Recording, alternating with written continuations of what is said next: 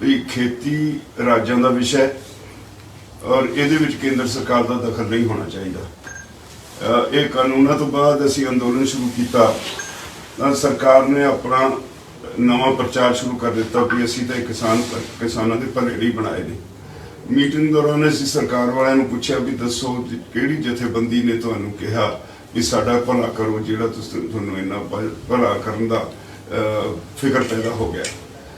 फिर वो कहते ने जी असी तो किसान नूं वन नेशन वन मार्केट नाल जोड़िया। तो असी उत्थे भी स्पष्ट किया भी देखो 1974 विच इत्थे जोनल रिस्ट्रिक्शनस हुंदियां सी, उदों किसान अपनी कणक अपना झोना पंजाब तो बाहर नहीं सी लिजा सकते। असी उदों जोन तोड़ मोर्चा लाया, रोपड़ तो नालागढ़ बॉर्डर ते असी 5 किलो कणक सिर ते चक के लेके जाते सी ते पुलिस सानू गिरफ्तार करके कणक की समगलिंग का केस बनाउंदी सी। असी कोर्ट च एडमिट कर लेंदे सी, 40 दिन की सानू कैद हो जाती सी। 1450 किसानों ने कैद कट्टी, 2 किसान शहीद भी होए। उन्होंने दिनों में जस्टिस कुलदीप सिंह बार ला करके इन्होंने हाई कोर्ट में प्रैक्टिस शुरू की थी। असी उन्होंने वकील कर लिया तो पंजाब हरियाणा हाई कोर्ट के रिट पाती। उसके बाद 1976 के अक्तूबर च पंजाब हरियाणा हाई कोर्ट ने साढ़े हक च फैसला दिता, जिदे हाई कोर्ट ने कहा कि सरकार नूं कोई अधिकार नहीं कि वह मिट्टी नाल मिट्टी होकर पैदा करने वाले किसान उत्ते किसी तरह की पाबंदी ला सकन। ये किसान की अपनी मर्जी है, वो अपनी फसल जिन्नी चाहे जिथे चाहे जदों चाहे देश के किसी भी कोने च ले जाके बेच सकता है। तुसीं उन्होंने स्टॉकिस्ट भी नहीं कह सकते। 6 महीने बाद केंद्र च सरकार बदल गई, जनता पार्टी की सरकार आ गई। पार्लीमेंट का सब तो पहला रेजोल्यूशन है भाई सारे देश का एक जोन होएगा। तो उसके बाद असी लिखती इस सरकार नूं कहा बिहार तो मक्की पंजाब आउंदी है, नो रिस्ट्रिक्शन। बिहार तो पैडी पंजाब आउंदी है, नो रिस्ट्रिक्शन। राजस्थान यूपी तो आउंदी है, नो रिस्ट्रिक्शन। असी अपना किन्नों देश के कोने कोने च भेजते हैं, there is no restriction. Punjab के आलू उत्पादक जिहड़े ने उन्होंने कोल्ड स्टोर बना ले साउथ में, उत्थे स्टोर करके हौली हौली बेचते हैं, देयर इज नो रिस्ट्रिक्शन। इस तरह जम्मू कश्मीर हिमाचल का सेब सब्जियां सारे देश च जांदियां, सब्जियां असी अपनियां इत्थे आजादपुर मंडी च लैके आउणा, there is no restriction. Maharashtra का प्याज केला संतरा सारे देश च विकदा, देयर इज नो रिस्ट्रिक्शन। तो तुसी नवा किहड़ा काम कीता है? जदों कोई पाबंदी है नहीं तो तुसी काम ये कीता है, तुसी एक देश 2 मंडियां बनातीयां। एक मंडी रेगुलेटेड मंडी है under the APMC act. We have one of the best marketing system in the world. और साडी जिहड़ी मार्केटिंग सिस्टम है that is tried and tested, किसी को कोई शिकायत नहीं। असी क्या भी तुसी 2 मंडियां इस तरह बनातियां, एक रेगुलेटेड मार्केट है, एक पैरल तुसी बना दी। तुसी कहता उत्थे किसी लाइसेंस की लोड़ नहीं, सिर्फ पैन कार्ड या आधार कार्ड या होर कोई भी भारत सरकार का जिहड़ा इस तरह का मंजूरशुदा डॉकूमेंट है उहदे नाल कोई खरीद कर सकता है। जे कोई व्यापारी किसी 5 पिंडां की फर्ज कर लो कणक खरीद के लै गया, वो मुड़ के पैसे नहीं दिंदा, तो तुसी कहता सी कोर्ट च नहीं जा सकते, SDM कोल जावांगे। SDM भी कुछ नहीं करेगा, एक रिकनसिलेशन बोर्ड बनाएगा। रिकनसिलेशन बोर्ड ਉਹਦੇ हक च फैसला दिंदा, खिलाफ हुंदा, वो अलग गल। जे किसान की फिर तसल्ली नहीं हुंदी फिर वो डिप्टी कमिश्नर कोल जाएगा, डिप्टी कमिश्नर फिर रिकनसिलेशन बोर्ड बनाएगा, उसके बाद सारे रस्ते बंद, तुसी कोर्ट च नहीं जा सकते। असीं कहा भी 1.5 एकड़ का मालक किसान एक पासे कॉरपोरेट हाउस जी नूं जिहड़ा SDM सल्यूट मारेगा, उन्होंने इंसाफ कौन देगा? इस करके ये भी तुहाडी जिहड़ी गल है ये गलत है। और फिर असी उन्होंने कहा तुसी इहनूं कहता टैक्स फ्री मार्केट है। कॉरपोरेट्स जिथे भी जाते हैं, ये दुनिया का फेल्ड सिस्टम है। सारी दुनिया च डिवेलप कंट्रीज जिथे कॉरपोरेट हाउसिस ने एंटर किया ये मार्केट खेती की मार्केट के अंदर, वो किसानों की जमीन खा गए। अज भी अमरीका में 80% एग्रीकल्चर लैंड जी है वो कॉरपोरेट हाउसिस कोल है, किसानों कोल नहीं। तुसी इत्थे भी कॉरपोरेट एग्रीकल्चर वालों तुसी वध रहे हो। असलीयत यह है कि तुसी किसानों नूं इत्थे मजदूर बना देना चाहुंदे हो। जदों इहदे ते टैक्स नहीं होएगा, आम तौर पर कॉरपोरेट हाउसिस जदों अपने कंपीटीटर नूं मारना हुंदा वो अपना एक बजट रखते हैं 500 करोड़ 1000 करोड़ ਉਹਦੇ ਨਾਲ ਜਿਹੜਾ ਉਹਦਾ ਕੰਪੀਟੀਟਰ ਹੈ ਉਹਦੇ ਮੁਕਾਬਲੇ ਤੇ ਦੂਸਰੇ ਵੱਧ ਬੈਨੀਫਿਟ ਦੇ ਕੇ ਗਾਹਕ ਉਹਦਾ ਪਟਣਾ ਹੈ। ਤੇ ਜਦੋਂ ਤੁਹਾਡੇ ਜਿਹੜਾ ਮੰਡੀ ਦੇ ਵਿੱਚ ਜਾਏਗਾ ਉਹਨੂੰ 8.5% ਟੈਕਸਿਸ ਦੀ ਛੋਟ ਹੋਊਗੀ ਜਿਹੜੇ APMC ਮਾਰਕੀਟ ਲੱਗੇ ਹੋਏ ਆ। ਇਹਦਾ ਮਤਲਬ ਅੱਜ ਦੇ ਭਾਅ ਦੇ ਹਿਸਾਬ ਨਾਲ 164 ਰੁਪਏ ਕੁਇੰਟਲ ਕਣਕ ਦੇ ਉੱਤੇ ਟੈਕਸ ਦੀ ਛੋਟ ਹੈ। ਉਹ ਕੀ ਕਰੇਗਾ 64 ਰੁਪਏ ਸਾਨੂੰ ਦੇਗਾ, ਅਸੀਂ ਲਾਲਚ ਵਿੱਚ ਆਪਣੀ ਕਣਕ ਉੱਥੇ ਵੇਚਾਂਗੇ, 100 ਰੁਪਏ ਉਹਨੂੰ ਫਿਰ ਬਚ ਰਹੇਗਾ। ਔਰ ਜਿਹੜਾ ਅੰਦਰ ਬੈਠਾ ਪੁਰਾਣਾ ਉੱਥੇ ਮੰਡੀ ਦੇ ਵਿੱਚ ਆੜਤੀ ਬੈਠਾ ਹੈ ਉਹ 1 ਸਾਲ ਉਡੀਕੇਗਾ, 2 ਸਾਲ ਉਡੀਕੇਗਾ, 3 ਸਾਲ ਉਡੀਕੇਗਾ। ਇਦੋਂ ਬਾਅਦ ਜਦ ਫਸਲ ਨਹੀਂ ਜਾਣੀ, ਉਹਦੀ ਕਪੈਸਿਟੀ ਨਹੀਂ, ਉਹ ਸਫਾ ਮਲੇਟ ਜਾਣਗੇ ਤੇ ਉਹਦੇ ਬਾਅਦ ਫਿਰ ਇਹ ਆਪਣੇ ਗਜੀ ਨਾਪਣਗੇ, ਮਾਰਕੀਟ ਨੂੰ ਐਕਸਪਲੈਟ ਕਰਨਗੇ। ਇੱਕੋ ਕਹਿੰਦੇ ਨੇ ਜੀ ਵਿਚੋਲੀਆ, ਤੇ ਸਾਡਾ ਸਵਾਲ ਸੀ ਵੀ ਦੱਸੋ ਵਿਚੋਲੀਏ ਦੀ ਡੈਫੀਨੇਸ਼ਨ ਕੀ ਹੈ। ਪੰਜਾਬ 'ਚ ਆੜਤੀ ਜਿਹਨੂੰ ਤੁਸੀਂ ਵਿਚੋਲੀਆ ਕਹਿੰਦੇ ਹੋ ਅਸਲ 'ਚ ਉਹ ਸਰਵਿਸ ਪ੍ਰੋਵਾਈਡਰ ਹੈ। ਅਸੀਂ ਜਾਣਦੇ ਹਾਂ ਸਾਡੀ ਟਰਾਲੀ ਲਹਾਉਂਦਾ ਹੈ, ਉਹਦੀ ਸਫਾਈ ਕਰਾਉਂਦਾ ਹੈ, ਉਹਦਾ ਭਾਅ ਲਵਾਉਂਦਾ ਹੈ, ਉਹਦਾ ਵਜ਼ਨ ਕਰਾ ਕੇ ਬੋਰੀਆਂ 'ਚ ਪਾਉਂਦਾ ਹੈ, ਉਹ ਤੋਂ ਬਾਅਦ ਉਹ ਫਿਰ ਲੈ ਕੇ ਮਾਲ ਪਹੁੰਚਾਉਂਦਾ ਪਰਚੇਜ਼ਿੰਗ ਏਜੰਸੀ ਨੂੰ, ਉਹ ਤੋਂ ਪੇਮੈਂਟ ਲੈ ਕੇ ਸਾਨੂੰ ਦਿੰਦਾ। ਜੇ ਤਾਂ 1500 ਰੁਪਏ ਸਾਤੋਂ ਖਰੀਦ ਕੇ ਕਣਕ 1925 ਨੂੰ ਵੇਚੀ ਫਿਰ ਤਾਂ ਵਿਚੋਲੀ ਹੈ। ਜੇ 1925 ਨੂੰ ਵਿਕੀ 1925 ਦੇ ਬਿੱਲ ਬਣੇ 1925 ਸਾਨੂੰ ਲੈ ਕੇ ਦਿੱਤੇ, ਫਿਰ ਉਹ ਵਿਚੋਲੀਆ ਕਿੱਥੋਂ ਹੋਇਆ? ਹੀ ਸਰਵਿਸ ਪ੍ਰੋਵਾਈਡਰ। ਇਨਫੈਕਟ ਕੇਂਦਰ ਸਰਕਾਰ ਨੂੰ ਆਪ ਵਿਚੋਲੀਆਂ ਨਾਲ ਰਹਿਣ ਦੀ ਆਦਤ ਪੈ ਗਈ, ਇਸ ਕਰਕੇ ਉਹਨਾਂ ਦੇ ਮੂੰਹ ਵਿਚੋਲੀਆ ਚੜਿਆ। ਅਸੀਂ ਉਹਨਾਂ ਨੂੰ ਕਿਹਾ ਤੁਹਾਡੇ ਕੋਲ ਡਿਫੈਂਸ 'ਚ ਵਿਚੋਲੀਏ ਨੇ, ਇੰਪੋਰਟ ਐਕਸਪੋਰਟ 'ਚ ਵਿਚੋਲੀਏ ਨੇ, ਤੁਹਾਡੇ ਕਾਮਰਸ ਵਿੱਚ ਵਿਚੋਲੀ ਨੇ, ਹਰ ਸੌਦੇ ਦੇ ਵਿੱਚ ਤੁਹਾਡੇ ਵਿਚੋਲੀ ਹੁੰਦੇ ਨੇ। ਇਸ ਕਰਕੇ ਤੁਸੀਂ ਵਿਚੋਲੀਏ ਦਾ ਰਾਮ ਰੌਲਾ ਪਾਇਆ ਹੋਇਆ। ਤੋ ਇਹ ਤੋਂ ਵੀ ਅਗਲੀ ਗੱਲ, ਜਦੋਂ ਅਸੀਂ ਕਿਹਾ ਵੀ ਤੁਸੀਂ ਇਹ ਜਿਹੜਾ ਸਾਡਾ ਹੱਕ ਖੋਲਿਆ ਕੋਰਟ ਵਿੱਚ ਅਸੀਂ ਜਾ ਨਹੀਂ ਸਕਦੇ, ਤਾਂ ਜਿਹੜਾ ਰੀਕਨਸਿਲੀਏਸ਼ਨ ਬੋਰਡ ਬਣੇਗਾ ਉਹ ਜਿਹਦੀ ਸਰਕਾਰ ਹੋਏਗੀ ਉਹਦਾ ਬਣੇਗਾ। ਇਹਦੇ 'ਚ ਪੋਲੀਟਿਕਸ ਆ ਜਾਏਗੀ। ਅੱਜ ਕਾਂਗਰਸ ਦੀ ਹਕੂਮਤ ਹੈ, SDM ਨੇ ਬੋਰਡ ਬਣਾਉਣਾ ਹੈ, ਕਾਂਗਰਸ ਦਾ ਬੋਰਡ ਬਣੇਗਾ। ਕੱਲ ਨੂੰ ਅਕਾਲੀਆਂ ਦੀ ਹੋਈ, ਅਕਾਲੀਆਂ ਦਾ ਬੋਰਡ ਬਣੇਗਾ। ਫਿਰ ਹੈ ਤਾਂ ਪੈਸਿਆਂ ਦਾ ਲੈਣ ਦੇਣ ਹੋ ਜਾ ਕਰੇਗੀ। ਫਿਰ ਕੇਂਦਰ ਸਰਕਾਰ ਨੇ ਸੰਵਿਧਾਨ ਦੀ ਉਲੰਘਣਾ ਕਰਕੇ ਕੁਝ ਖੇਤੀ ਨਾਲ ਸੰਬੰਧਿਤ ਕਾਨੂੰਨ ਬਣਾਏ ਨੇ। ਸਾਡਾ ਇਤਰਾਜ਼ ਹੈ ਵੀ ਖੇਤੀ ਰਾਜਾਂ ਦਾ ਵਿਸ਼ਾ ਹੈ ਔਰ ਇਹਦੇ ਵਿੱਚ ਕੇਂਦਰ ਸਰਕਾਰ ਦਾ ਦਖਲ ਨਹੀਂ ਹੋਣਾ ਚਾਹੀਦਾ। ਇਹ ਕਾਨੂੰਨਾਂ ਤੋਂ ਬਾਅਦ ਅਸੀਂ ਅੰਦੋਲਨ ਸ਼ੁਰੂ ਕੀਤਾ ਤਾਂ ਸਰਕਾਰ ਨੇ ਆਪਣਾ ਨਵਾਂ ਪ੍ਰਚਾਰ ਸ਼ੁਰੂ ਕਰ ਦਿੱਤਾ ਵੀ ਅਸੀਂ ਤਾਂ ਕਿਸਾਨਾਂ ਦੇ ਭਲੇ ਲਈ ਬਣਾਏ ਨੇ। ਮੀਟਿੰਗ ਦੌਰਾਨ ਅਸੀਂ ਸਰਕਾਰ ਵਾਲਿਆਂ ਨੂੰ ਪੁੱਛਿਆ ਵੀ ਦੱਸੋ ਕਿਹੜੀ ਜਥੇਬੰਦੀ ਨੇ ਤੁਹਾਨੂੰ ਕਿਹਾ ਵੀ ਸਾਡਾ ਭਲਾ ਕਰੋ, ਜਿਹੜਾ ਤੁਹਾਨੂੰ ਇੰਨਾ ਭਲਾ ਕਰਨ ਦਾ ਫਿਕਰ ਪੈਦਾ ਹੋ ਗਿਆ। ਫਿਰ ਉਹ ਕਹਿੰਦੇ ਨੇ ਜੀ ਅਸੀਂ ਤਾਂ ਕਿਸਾਨ ਨੂੰ ਵਨ ਨੇਸ਼ਨ ਵਨ ਮਾਰਕੀਟ ਨਾਲ ਜੋੜਿਆ। ਤਾਂ ਅਸੀਂ ਉੱਥੇ ਵੀ ਸਪਸ਼ਟ ਕੀਤਾ ਵੀ ਦੇਖੋ 1974 ਵਿੱਚ ਇੱਥੇ ਜ਼ੋਨਲ ਰਿਸਟ੍ਰਿਕਸ਼ਨਸ ਹੁੰਦੀਆਂ ਸੀ। ਉਦੋਂ ਕਿਸਾਨ ਆਪਣੀ ਕਣਕ ਆਪਣਾ ਝੋਨਾ ਪੰਜਾਬ ਤੋਂ ਬਾਹਰ ਨਹੀਂ ਸੀ ਲਿਜਾ ਸਕਦੇ। ਅਸੀਂ ਉਦੋਂ ਜੂਨ ਤੋੜੂ ਮੋਰਚਾ ਲਾਇਆ। ਰੋਪੜ ਤੋਂ ਨਾਲਾਗੜ੍ਹ ਦੇ ਬਾਰਡਰ ਤੇ ਅਸੀਂ 5 ਕਿਲੋ ਕਣਕ ਸਿਰ ਤੇ ਚੱਕ ਕੇ ਲੈ ਕੇ ਜਾਂਦੇ ਸੀ ਤੇ ਪੁਲਿਸ ਸਾਨੂੰ ਗ੍ਰਿਫਤਾਰ ਕਰਕੇ ਕਣਕ ਦੀ ਸਮਗਲਿੰਗ ਦਾ ਕੇਸ ਬਣਾਉਂਦੀ ਸੀ। ਅਸੀਂ ਕੋਰਟ 'ਚ ਐਡਮਿਟ ਕਰ ਲੈਂਦੇ ਸੀ, 40 ਦਿਨ ਦੀ ਸਾਨੂੰ ਕੈਦ ਹੋ ਜਾਂਦੀ ਸੀ। 1450 ਕਿਸਾਨਾਂ ਨੇ ਕੈਦ ਕੱਟੀ, 2 ਕਿਸਾਨ ਸ਼ਹੀਦ ਵੀ ਹੋਏ। ਉਹਨਾਂ ਦਿਨਾਂ ਵਿੱਚ ਜਸਟਿਸ ਕੁਲਦੀਪ ਸਿੰਘ ਬਾਰਟ ਲਾ ਕਰਕੇ ਇਹਨਾਂ ਨੇ ਹਾਈ ਕੋਰਟ ਵਿੱਚ ਪ੍ਰੈਕਟਿਸ ਸ਼ੁਰੂ ਕੀਤੀ। ਅਸੀਂ ਉਹਨਾਂ ਨੂੰ ਵਕੀਲ ਕਰ ਲਿਆ ਤੇ ਪੰਜਾਬ ਹਰਿਆਣਾ ਹਾਈ ਕੋਰਟ ਦੇ ਵਿੱਚ ਇੱਕ ਰਿਟ ਪਾਤੀ। ਉਹਦੇ ਬਾਅਦ 1976 ਦੇ ਅਕਤੂਬਰ 'ਚ ਪੰਜਾਬ ਹਰਿਆਣਾ ਹਾਈ ਕੋਰਟ ਨੇ ਸਾਡੇ ਹੱਕ 'ਚ ਫੈਸਲਾ ਦੇ ਦਿੱਤਾ, ਜਿਹਦੇ ਵਿੱਚ ਹਾਈ ਕੋਰਟ ਨੇ ਕਿਹਾ ਕਿ ਸਰਕਾਰ ਨੂੰ ਕੋਈ ਅਧਿਕਾਰ ਨਹੀਂ ਕਿ ਉਹ ਮਿੱਟੀ ਨਾਲ ਮਿੱਟੀ ਹੋ ਕੇ ਪੈਦਾ ਕਰਨ ਵਾਲੇ ਕਿਸਾਨ ਉੱਤੇ ਕਿਸੇ ਤਰ੍ਹਾਂ ਦੀ ਪਾਬੰਦੀ ਲਾ ਸਕਣ। ਇਹ ਕਿਸਾਨ ਦੀ ਆਪਣੀ ਮਰਜ਼ੀ ਹੈ, ਉਹ ਆਪਣੀ ਫਸਲ ਜਿੰਨੀ ਚਾਹੇ, ਜਿੱਥੇ ਚਾਹੇ, ਜਦੋਂ ਚਾਹੇ ਦੇਸ਼ ਦੇ ਕਿਸੇ ਵੀ ਕੋਨੇ 'ਚ ਲਿਜਾ ਕੇ ਵੇਚ ਸਕਦਾ ਹੈ। ਤੁਸੀਂ ਉਹਨੂੰ ਸਟਾਕਿਸਟ ਵੀ ਨਹੀਂ ਕਹਿ ਸਕਦੇ। 6 ਮਹੀਨੇ ਬਾਅਦ ਕੇਂਦਰ 'ਚ ਸਰਕਾਰ ਬਦਲ ਗਈ, ਜਨਤਾ ਪਾਰਟੀ ਦੀ ਸਰਕਾਰ ਆ ਗਈ। ਪਾਰਲੀਮੈਂਟ ਦਾ ਸਭ ਤੋਂ ਪਹਿਲਾ ਰੈਜ਼ੋਲੂਸ਼ਨ ਹੈ ਵੀ ਸਾਰੇ ਦੇਸ਼ ਦਾ ਇੱਕ ਜ਼ੋਨ ਹੋਏਗਾ। ਤਾਂ ਉਹਦੇ ਬਾਅਦ ਅਸੀਂ ਲਿਖਤੀ ਇਸ ਸਰਕਾਰ ਨੂੰ ਕਿਹਾ ਬਿਹਾਰ ਤੋਂ ਮੱਕੀ ਪੰਜਾਬ ਆਉਂਦੀ ਹੈ, ਨੋ ਰਿਸਟ੍ਰਿਕਸ਼ਨ। ਬਿਹਾਰ ਤੋਂ ਪੈਡੀ ਪੰਜਾਬ ਆਉਂਦੀ ਹੈ, ਨੋ ਰਿਸਟ੍ਰਿਕਸ਼ਨ। ਰਾਜਸਥਾਨ UP ਤੋਂ ਆਉਂਦੀ ਹੈ, ਨੋ ਰਿਸਟ੍ਰਿਕਸ਼ਨ। ਅਸੀਂ ਆਪਣਾ ਕਿੰਨੋ ਉਸ ਦੇਸ਼ ਦੇ ਕੋਨੇ-ਕੋਨੇ 'ਚ ਵੇਚਦੇ ਹਾਂ, there is no restriction। Punjab ਦੇ ਆਲੂ ਉਤਪਾਦਕ ਜਿਹੜੇ ਨੇ ਉਹਨਾਂ ਨੇ ਕੋਲਡ ਸਟੋਰ ਬਣਾ ਲਏ ਸਾਊਥ ਵਿੱਚ, ਉੱਥੇ ਸਟੋਰ ਕਰਕੇ ਹੌਲੀ-ਹੌਲੀ ਵੇਚਦੇ ਨੇ, there is no restriction। ਇਸੇ ਤਰ੍ਹਾਂ जम्मू कश्मीर हिमाचल का सेब सब्जियां सारे देश च जांदियां सब्जियां असीं अपनियां इत्थे आज़ादपुर मंडी च लैके आउणा, नो रिस्ट्रिक्शन।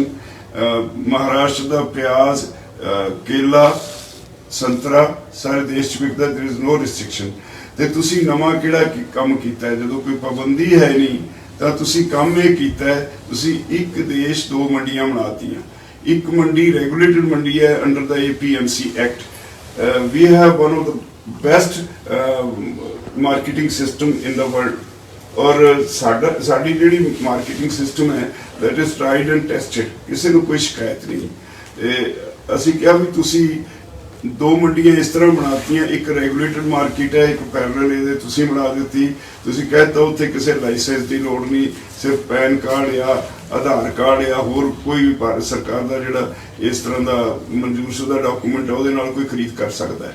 जे कोई व्यापारी किसी 5 पिंडां की फर्ज कर लो कणक खरीद के लै गया, वो मुड़ के पैसे नहीं दिंदा तां तुसीं कहता असीं कोर्ट च नहीं जा सकते, SDM कोल जावांगे। SDM भी कुछ नहीं करेगा, एक रिकनसिलेशन बोर्ड बनाएगा। रिकनसिलेशन बोर्ड ਉਹਦੇ हक च फैसला दिंदा खिलाफ हुंदा वो अलग गल। जे किसान की फिर तसल्ली नहीं हुंदी फिर वो डिप्टी कमिश्नर कोल जाएगा, डिप्टी कमिश्नर फिर रिकनसिलेशन बोर्ड बनाएगा, उसके बाद सारे रस्ते बंद, तुसीं कोर्ट च नहीं जा सकते।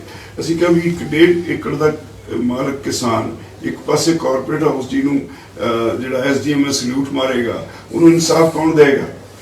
इस करके ये भी तुहाडी जिहड़ी गल है ये गलत है। और फिर असीं उन्होंने कहा तुसीं इहनूं कहता टैक्स फ्री मार्केट है। कॉरपोरेट्स जिथे भी जाते हैं ये दुनिया का फेल्ड सिस्टम है, सारी दुनिया च डिवेलप कंट्रीज जिथे कॉरपोरेट हाउसिस ने एंटर किया ये मार्केट दे खेती की मार्केट के अंदर, वो किसानों की जमीन खा गए। अज भी अमरीका में 80% एग्रीकल्चर लैंड जी है वो कॉरपोरेट हाउसिस कोल है, किसानों कोल नहीं। तुसीं इत्थे भी कॉरपोरेट एग्रीकल्चर वालों तुसीं वध रहे हो। असलीयत यह है कि तुसीं किसानों नूं इत्थे मजदूर बना देना चाहुंदे हो। जदों इहदे ते टैक्स नहीं होएगा, आम तौर पर कॉरपोरेट हाउसिस जदों अपने कंपीटीटर नूं मारना हुंदा वो अपना एक बजट रखते हैं 500 करोड़ 1000 करोड़, वो जिहड़ा कंपीटीटर है वो मुकाबले ते दूसरे वध बेनीफिट दे के गाहक उहदा पटना है। तो जदों तुहाडे जिहड़ा मंडी दे विच जाएगा उन्होंने 8.5% टैक्सिस की छूट होगी जिहड़े APMC मार्केट लगे हुए हैं। इसका मतलब अज के भाव के हिसाब नाल 164 रुपए क्विंटल कणक के उत्ते टैक्स की छूट है। वो की करेगा 64 रुपये सानू देगा, असीं लालच वच अपनी कणक उत्थे बेचांगे, 100 रुपये उन्होंने फिर बच रहेगा। और जिहड़ा अंदर बैठा पुराना उत्थे मंडी दे विच आड़ती बैठा है वो 1 साल उड़ीकेगा, 2 साल उड़ीकेगा, 3 साल उड़ीकेगा, इदों बाद जब फसल नहीं जानी उसकी कैपेसिटी नहीं, वो सफा मलेट जाणगे ते उसते बाद फिर ये अपने जी नापणगे, मार्केट नूं एक्सप्लॉइट करनगे। इको कहते हैं जी विचोलिया, ते साडा सवाल सी भी दसो विचोलिया की डेफिनेशन की है। पंजाब च आड़ती जिन्होंने तुसीं विचोलिया कहते हो असल च सर्विस प्रोवाइडर है। असीं जाणदे हां साडी ट्राली लहाउंदा है, उसकी सफाई करवाउंदा है, उसका भाव लवाउंदा है, उसका वजन करा के बोरियां च पाउंदा है, उसते बाद वो फिर लैके माल पहुँचाउंदा है परचेजिंग एजेंसी नूं, वो तो पेमेंट लैके सानूं दिंदा। जे तां 1500 रुपये सातों खरीद के कणक 1925 नूं वेच फिर तां विचोलिया है। जे 1925 नूं विकी 1925 दे बिल बने 1925 सानूं लैके देते फिर वो विचोलिया कितों होया? ही सर्विस प्रोवाइडर। इनफैक्ट केंद्र सरकार नूं आप विचोलिया नाल रहण दी आदत पै गई, इस करके उन्होंने मूँह विचोलिया चढ़िया। असीं उन्होंने कहा तुहाडे कोल डिफेंस च विचोलिए ने, इंपोर्ट एक्सपोर्ट च विचोलिए ने, तुहाडे कॉमर्स विच विचोली ने, हर सौदे दे विच तुहाडे विचोली हुंदे ने, इस करके तुसीं विचोलिए दा राम रौला पाया होया। तो इह तों भी अगली गल जदों असीं कहा भी तुसीं इह जिहड़ा साडा हक खोलिया कोर्ट विच असीं जा नहीं सकदे, तो जिहड़ा रिकनसिलेशन बोर्ड बनेगा वो जिहदी सरकार होएगी उहदा बनेगा। इस पॉलिटिक्स आ जाएगी।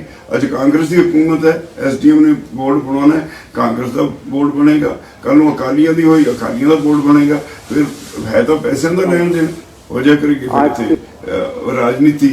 तो ये कंसैप्ट जिहड़ा किसी तरह किसान नूं सूट नहीं करता। बहुत सारिया चीज़ां असीं क्लॉज बाई क्लॉज उन्हां नाल डिस्कस कीतियां, ये मनदे भी ने। फिर डेफिनेशनस बहुत बदली कर दी, परसन की डेफिनेशन ਬਦਲਤੀ ਪਰਸਨ ਦੀ ਡੈਫੀਨੇਸ਼ਨ ਜਿਹੜੀ APMC ਮਾਰਕੀਟ 'ਚ ਹੈ ਉਹਦੇ 'ਚ ਲਿਖਿਆ ਵੀ ਸਟੇਟ ਦੀਆਂ ਤੇ ਸੈਂਟਰਲ ਗਵਰਨਮੈਂਟ ਦੀਆਂ ਉਹ ਏਜੰਸੀਆਂ ਜਿਹੜੀਆਂ ਅਨਾਜ ਖਰੀਦਣਗੀਆਂ ਉਹਦੇ ਵਿੱਚ ਇਨਕਲੂਡਡ ਨੇ।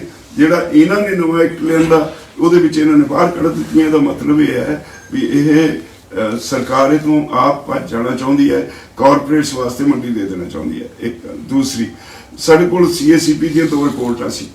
ਇੱਕ ਪਹਿਲੀ ਰਿਪੋਰਟ ਵਿੱਚ ਉਹ ਕਹਿੰਦੇ ਆ ਵੀ ਜੀ ਸਰਕਾਰ ਨੂੰ ਆਪਣੀ ਓਪਨ ਐਂਡਡ ਪਾਲਿਸੀ ਹੈ ਜਿਹੜੀ ਪ੍ਰੋਕਿਊਰਮੈਂਟ ਦੀ ਉਹਦੇ ਚੋਂ ਬਾਹਰ ਆ ਜਾਣਾ ਚਾਹੀਦਾ ਹੈ।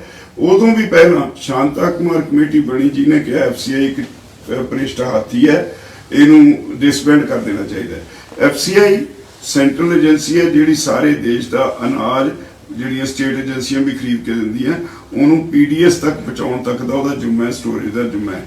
ਜੇ FCI ਨੂੰ ਡਿਸਬੈਂਡ ਕਰਤਾ ਇਹਦਾ ਮਤਲਬ ਫੂਡ ਗ੍ਰੇਨ ਦੇ ਕੰਮ ਦੇ ਵਿੱਚੋਂ ਈਵਨ PDS ਦੇ ਕੰਮ ਦੇ ਵਿੱਚੋਂ ਭਾਰਤ ਸਰਕਾਰ ਬਾਹਰ ਹੋਣਾ ਚਾਹੁੰਦੀ ਹੈ। ਫਿਰ 6 ਮਹੀਨੇ ਬਾਅਦ ਦੂਜੀ ਰਿਪੋਰਟ ਆਉਂਦੀ ਹੈ, ਉਹਦੇ 'ਚ ਕਹਿੰਦੇ ਉਚੇਚੇ ਤੌਰ ਤੇ ਪੰਜਾਬ ਤੇ ਹਰਿਆਣੇ ਦੀਆਂ ਮੰਡੀਆਂ ਵਿੱਚੋਂ ਸਰਕਾਰ ਪ੍ਰੋਕਿਊਰਮੈਂਟ ਦੇ ਸਿਸਟਮ 'ਚੋਂ ਬਾਹਰ ਆਵੇ ਕਿਉਂਕਿ ਉੱਥੇ ਸਾਨੂੰ 8.5% ਟੈਕਸ ਦੇਣਾ ਪੈਂਦਾ, ਹਰਿਆਣੇ 6.5% ਟੈਕਸ ਦੇਣਾ ਪੈਂਦਾ। ਇਹ ਬਹੁਤ ਸਾਰੇ ਰੀਜ਼ਨਸ ਨੇ ਇਹਦੇ ਪਿੱਛੇ ਜਿਹਦੇ 'ਚ ਸਰਕਾਰ ਜਿਹੜੀ ਹੈ ਉਹ ਕਿਸਾਨਾਂ ਨੂੰ ਮੂਰਖ ਬਣਾ ਕੇ ਰੱਖਣਾ ਚਾਹੁੰਦੀ ਸੀ ਔਰ ਉਹਨਾਂ ਨੂੰ ਕਾਰਪੋਰੇਟ ਐਗਰੀਕਲਚਰ ਵੱਲ ਲਿਜਾਣਾ ਚਾਹੁੰਦੀ ਸੀ। ਇਹਦਾ ਅਸੀਂ ਵਿਰੋਧ ਕੀਤਾ। ਇੱਕ ਉਹਨਾਂ ਨੇ ਕੰਟਰੈਕਟ ਐਕਟ ਦਾ ਕਾਨੂੰਨ ਬਣਾਇਆ ਐਮਪਾਵਰਮੈਂਟ ਦਾ, ਉਹਦੇ ਵਿੱਚ ਅਸੀਂ ਕਿਹਾ ਵੀ ਸਾਨੂੰ ਪਹਿਲਾਂ ਹੀ ਤਲਖ ਤਜਰਬਾ ਹੈ। ਅਸੀਂ ਜਦੋਂ ਗੰਨਾ ਵੇਚਦੇ ਹਾਂ ਅਸੀਂ ਗੰਨੇ ਦਾ ਬੌਂਡ ਭਰਦੇ ਹਾਂ, ਦੋਨੋਂ ਪਾਰਟੀਆਂ ਦੇ ਲਾਗੂ ਹੁੰਦਾ ਕੰਟਰੈਕਟ, ਪਰ ਅੱਜ ਤੱਕ ਕਦੇ ਕਿਸੇ ਨੇ ਗੰਨੇ ਦੇ ਬੌਂਡ ਨੂੰ ਕਿਸਾਨ ਦੇ ਫੇਵਰ ਵਿੱਚ ਇੰਪਲੀਮੈਂਟ ਨਹੀਂ ਕੀਤਾ। ਜਦਕਿ ਐਕਟ ਵਿੱਚ ਸ਼ੂਗਰਕੇਨ ਐਕਟ 'ਚ ਕਲੀਅਰ ਹੈ ਵੀ 14 ਦਿਨਾਂ ਦੇ ਅੰਦਰ ਪੇਮੈਂਟ ਕਰਨੀ ਹੈ। ਜੇ ਨਹੀਂ ਪੇਮੈਂਟ ਕਰਦੇ ਤਾਂ ਉਹਨੂੰ ਵਿਦ ਇੰਟਰਸਟ ਪੇਮੈਂਟ ਕਰਨੀ ਪਏਗੀ। ਇਹ 2-2 ਸਾਲ ਸਾਨੂੰ ਪੇਮੈਂਟ ਨਹੀਂ ਕਰਦੇ। ਜਿਹਨੇ ਕਾਨੂੰਨ ਨੂੰ ਲਾਗੂ ਕਰਨਾ ਸ਼ੂਗਰਕੇਨ ਕਮਿਸ਼ਨਰ ਉਹ ਕੁਝ ਕਰਦਾ ਨਹੀਂ ਤੇ ਕਿਸਾਨਾਂ ਨੂੰ 2-2 ਸਾਲ ਪੈਸੇ ਨਾ ਦੇ ਕੇ ਇਹ ਕੰਟਰੈਕਟ ਦੀ ਉਲੰਘਣਾ ਨਹੀਂ ਤਾਂ ਹੋਰ ਕੀ ਹੈ। ਕੰਟਰੈਕਟ ਵਿੱਚ ਇਹ ਵੀ ਹੁੰਦਾ ਹੈ ਕਿ ਗੰਨੇ ਦੀ ਜਿਹੜੀ ਹੈਗੀ ਸਾਡੀ ਖਰੀਦ ਕੀਮਤ ਉਹ 8.5% ਰਿਕਵਰੀ ਤੇ ਤੈਅ ਕੀਤੀ ਜਾਂਦੀ ਹੈ। ਐਕਟ 'ਚ ਲਿਖਿਆ ਹੈ ਵੀ ਜਦੋਂ ਕ੍ਰਸ਼ਿੰਗ ਸੀਜ਼ਨ ਖਤਮ ਹੋਵੇ ਉਹਦੇ ਬਾਅਦ ਜਦੋਂ ਐਵਰੇਜ ਰਿਕਵਰੀ ਲਈ ਜਾਂਦੀ ਹੈ, ਐਵਰੇਜ ਰਿਕਵਰੀ ਦੇ ਨਾਲ ਜੇ ਵੱਧ ਆ ਗਈ 8.5% ਤੋਂ ਤਾਂ ਉਹਦਾ ਜਿਹੜਾ ਡਿਫਰੈਂਸ ਹੈ ਉਹਦੀ ਐਡੀਸ਼ਨਲ ਕੇਨ ਪ੍ਰਾਈਸ ਕਿਸਾਨ ਨੂੰ ਦੇਣੀ ਬਣਦੀ ਹੈ। ਆਮ ਤੌਰ ਤੇ ਪੰਜਾਬ ਦੀਆਂ ਸ਼ੂਗਰ ਮਿਲਾਂ ਦੀ ਜਿਹੜੀ ਐਵਰੇਜ ਰਿਕਵਰੀ ਹੈ that is around 9.5 to 10%।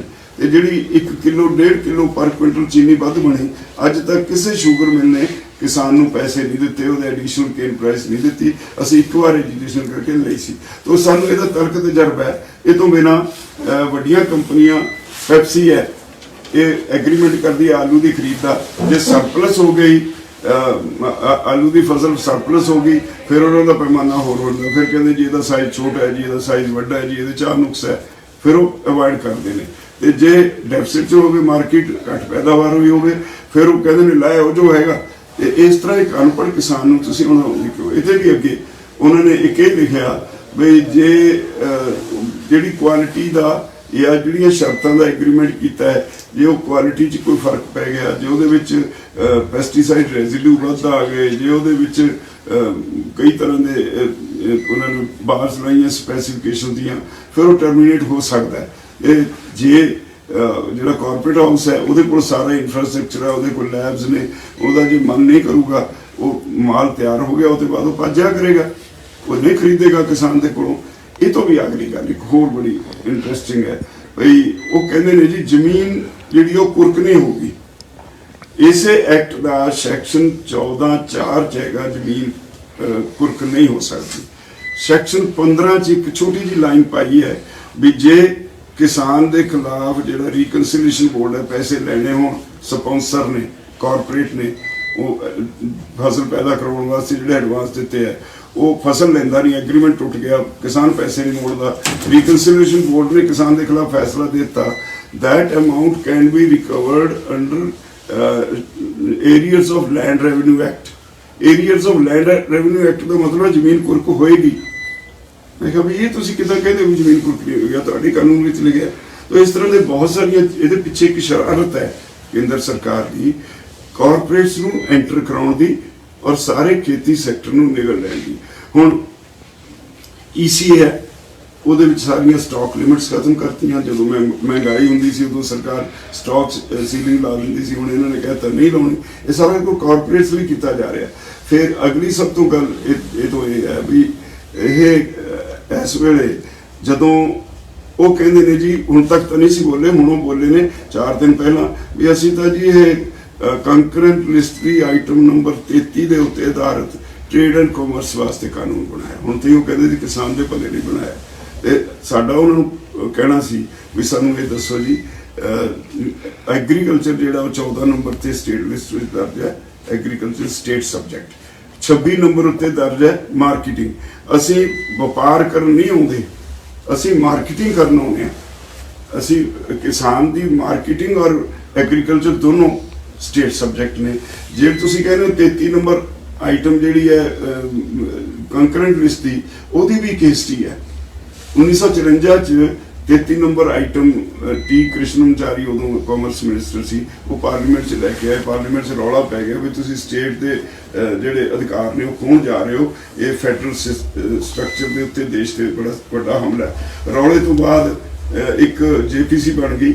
ਜੇਪੀਸੀ 'ਚ ਵੀ ਰੌਲਾ ਪੈਂਦਾ ਰਿਹਾ। 7 ਔਰ 8 ਦੀ ਵੋਟਿੰਗ ਨਾਲ ਇਹ 5 ਸਾਲ ਵਾਸਤੇ ਇਹ 33 ਨੰਬਰ ਆਈਟਮ ਮਨਜ਼ੂਰ ਹੋ ਗਈ। 5 ਸਾਲ ਦੇ ਬਾਅਦ ਅੱਜ ਤੱਕ ਡੇਟ ਵਧਾ ਕੇ ਉਹ ਲਈ ਆਉਂਦੇ ਨੇ। ਹੁਣ ਉਹਨੂੰ ਵੀ ਦੇਖਣਾ ਜ਼ਰੂਰੀ ਹੈ। ਜਿਹੜੀ 7th ਸ਼ਡਿਊਲ ਵਿੱਚ ਫੂਡ ਸਟਫ ਦੀ ਡੈਫੀਨੇਸ਼ਨ ਦਿੱਤੀ ਹੈ, ਇਹਨਾਂ ਨੇ ਜਿਹੜਾ ਹੁਣ ਨਵਾਂ ਕਾਨੂੰਨ ਬਣਾਇਆ ਉਹਦੇ ਵਿੱਚ ਡੈਫੀਨੇਸ਼ਨ ਬਦਲਤੀ। ਫੂਡ ਸਟਫ ਦੀ ਡੈਫੀਨੇਸ਼ਨ ਬੜਾ ਕਲੀਅਰ ਲਿਖਿਆ, ਉਹਦੇ ਜਾਣੇ ਕੋਈ ਸੋਧ ਨਹੀਂ ਕੀਤੀ। ਉਹਦੇ ਵਿੱਚ ਬੜਾ ਕਲੀਅਰ ਲਿਖਿਆ ਹੈ ਵੀ ਕਿਸਾਨ ਜੋ ਪੈਦਾ ਕਰਦਾ ਹੈ, ਜੋ ਉਹ ਫੂਡ ਗ੍ਰੇਨਸ ਨੇ, ਜਿਹੜਾ ਪ੍ਰੋਸੈਸ ਹੋ ਜਾਂਦਾ ਦੈਟ ਇਜ਼ ਫੂਡ ਸਟਫ। ਅਸੀਂ ਵੀ produce wheat, atta is food stuff, we produce paddy, rice is food stuff. ਤੋ ਅਸੀਂ ਤਾਂ ਫੂਡ ਗ੍ਰੇਨ ਪੈਦਾ ਕਰਦੇ ਹਾਂ। ਇਸ ਫੀਲਡ ਵਿੱਚ ਭਾਰਤ ਸਰਕਾਰ ਨੂੰ ਦਖਲ ਦੇਣ ਦਾ ਕੋਈ ਸੰਵਿਧਾਨਕ ਅਧਿਕਾਰ ਨਹੀਂ। ਇਹ ਹਰ ਤਰ੍ਹਾਂ ਨਾਲ ਇਹ ਕਾਨੂੰਨ ਜਿਹੜੇ ਨੇ ਸੰਵਿਧਾਨ ਦਾ ਵਿਰੋਧ ਹੈ ਔਰ ਸਟੇਟਾਂ ਦੇ ਅਧਿਕਾਰਾਂ ਤੇ ਛਾਪ ਹੈ। ਖੇਤੀ ਦੇ ਖੇਤਰ 'ਚ ਦਖਲ ਨਹੀਂ ਦੇ ਸਕਦੇ। ਹੁਣ ਆ ਗਈ ਗੱਲ, ਬਹੁਤ ਲੰਬੀ ਬਹਿਸ ਤੋਂ ਬਾਅਦ ਉਹ ਇਸ ਗੱਲ ਤੇ ਆ ਗਏ ਵੀ ਲਓ ਜੀ ਆਫ ਦੀ ਰਿਕਾਰਡ ਕਹਿਣ ਲੱਗ ਪਏ ਅਸੀਂ ਜਿੰਨਾ ਮਰਜ਼ੀ ਸਾਡੇ ਕੋਲੋਂ ਸੋਧਾਂ ਕਰਾ ਲਓ, ਇਹ ਕਾਨੂੰਨ ਨੂੰ ਅਸੀਂ ਇੱਦਾਂ ਦਾ ਵੀ ਬਣਾਉਣ ਨੂੰ ਤਿਆਰ ਹੈ, ਇਹਦੇ ਵਿੱਚ ਰਹੇ ਕੱਖ ਨਾ, ਪਰ ਸਾਨੂੰ ਰਿਪੀਲ ਕਰਨ ਨੂੰ ਨਾ ਕਹੋ। ਹੁਣ ਇੱਥੇ ਸਮੱਸਿਆ ਖੜੀ ਹੈ। ਜੇ ਅਸੀਂ ਜੋ ਇਹ ਪ੍ਰਚਾਰ ਕਰ ਰਹੇ ਨੇ ਵੀ ਲਓ ਜੀ ਅਸੀਂ ਤਾਂ ਆਹ ਵੀ ਮੰਨ ਲਿਆ, ਆਹ ਵੀ ਮੰਨ ਲਿਆ, ਆਹ ਵੀ ਮੰਨ ਲਿਆ, ਕਾਨੂੰਨ 'ਚ ਰਹਿੰਦੇ ਕੁਝ ਨਹੀਂ, ਅਸੀਂ ਕਿਸਾਨਾਂ ਦੀਆਂ ਸਾਰੀਆਂ ਗੱਲਾਂ ਮੰਨ ਲਈਆਂ, ਤਾਂ ਫਿਰ ਕਾਨੂੰਨ ਤਾਂ ਰਹਿੰਦਾ ਨਾ ਜੇ ਉਹ ਗੱਲਾਂ ਮੰਨ ਲੈਂਦੇ ਆ। ਜੇ ਕਾਨੂੰਨ ਰਹਿ ਗਿਆ ਤਾਂ ਖੇਤੀ ਸੈਕਟਰ 'ਚ ਇੰਟਰਫੀਰੈਂਸ ਵਾਸਤੇ ਇਹਨਾਂ ਕੋਲ ਹਥਿਆਰ ਆ ਗਿਆ। ਅੱਜ ਇਹ 2 ਕਾਨੂੰਨ ਨੇ, ਕੱਲ ਨੂੰ 10 ਹੋਰ ਪਾਈਪਲਾਈਨ 'ਚ ਪਏ ਨੇ। E5 ਚੈਨਲ ਪੰਜਾਬੀ ਹੁਣੇ ਸਬਸਕ੍ਰਾਈਬ ਕਰੋ, ਬੈਲ ਆਈਕਨ ਤੇ ਕਲਿੱਕ ਕਰੋ।